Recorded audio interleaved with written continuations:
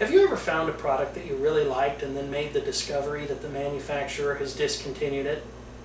Let me take you back on a virtual journey through time when the Jack's Pizza division of Kraft Foods introduced something to the market that they referred to as a pizza fry. A pizza fry was a very simple premise. It was essentially a cheese pizza with no tomato sauce on it whatsoever.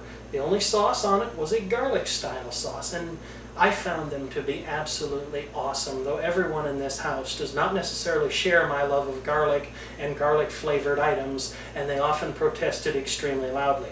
I never professed to understand why until one night they cooked one and I wasn't here, and the whole house just reeked to high heaven of garlic. Fortunately, garlic is a smell that I really like.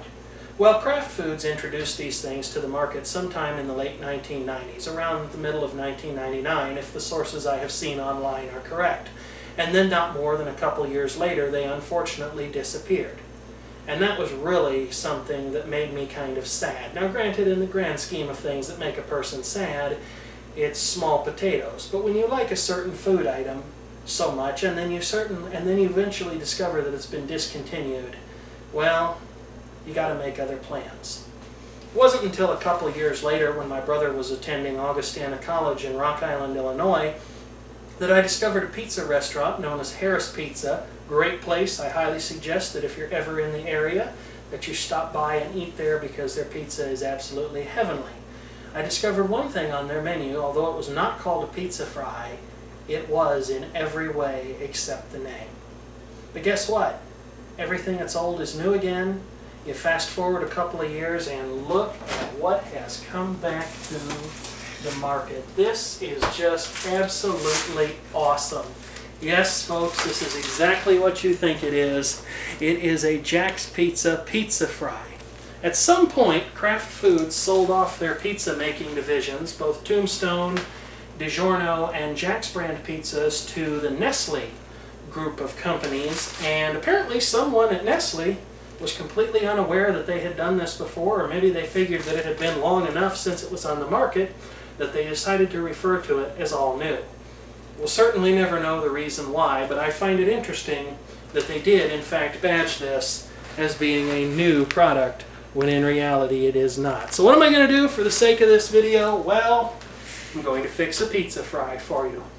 I sincerely hope that these things will actually manage to stay on the market now. That would be really nice if they did. But I'm not holding my breath, so I'm going to enjoy them while I can.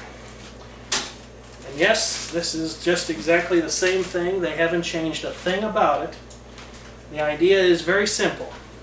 You take this pizza, which consists of nothing more than cheese and garlic sauce, and I dare not tilt it too much for fear of knocking cheese all over the kitchen floor. You can see that some is falling off of it already, which is not exactly recommended in your mother's kitchen, because if she finds out, she'll probably kill you. And you cook this just as you would a normal pizza.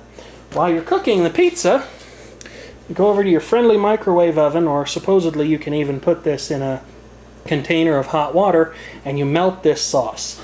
Once both of these items are done, you cut the pizza into rectangular strips and you dip it in the sauce. And that, folks, is what a pizza fry is. So stay tuned, because I'm going to go out to the pizza oven right now and cook this thing. But you don't have to wait for me to do that, thanks to the magic of video editing. And about 10 minutes later, here it is in all of its garlic-drenched glory. Oh gosh, I just can't wait.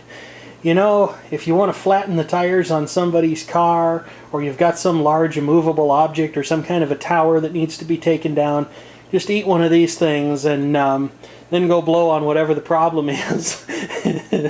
And it'll wilt, melt, or deflate right in front of your eyes. I think the only way that you could get to have more garlic than this is if you happen to ingest a whole clove of the stuff, and really I don't think I'd recommend that unless you're very, very, very hardcore. Go ahead and just slice this thing up here. There is a story behind this cutting board. I'm sure someone will ask about that in the comments. And then you just take one of these pieces, you dip it, and you eat it. That's all there is to it. It is so awesome that these things are back on the market, and I hope that this time the idea works for Nestle Foods. Thank you for watching, and feel free to leave a comment if you have one.